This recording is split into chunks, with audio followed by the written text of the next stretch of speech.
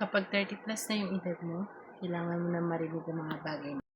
Hindi mo na kailangan makipagkarera sa buhay dahil hindi naman lahat ng nauna ay mas masaya. At hindi lahat ng taong meron sila ay may peace. Hindi lahat ng successful in life ay kontento sa totoong buhay nila. Sa edad na to, sa 30 plus, iba na talaga yung pressure ng buhay. Kasi nare-realize mo habang nagkakaedad ka na para bang nagkakaroon ng deadline sa mga pangarap mo.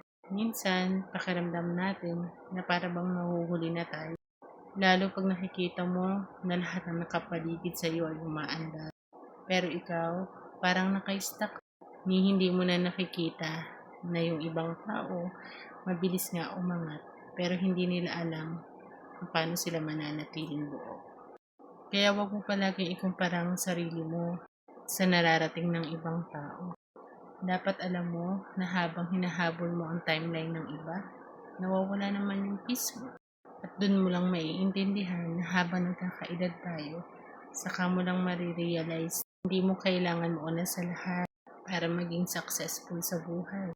Minsan, kailangan mo lang siguraduhin na hindi mo nawawala ang sarili mo habang hinahabol mo yung buhay na gusto mo. Kasi sa buhay, hindi na lang pera ang importante.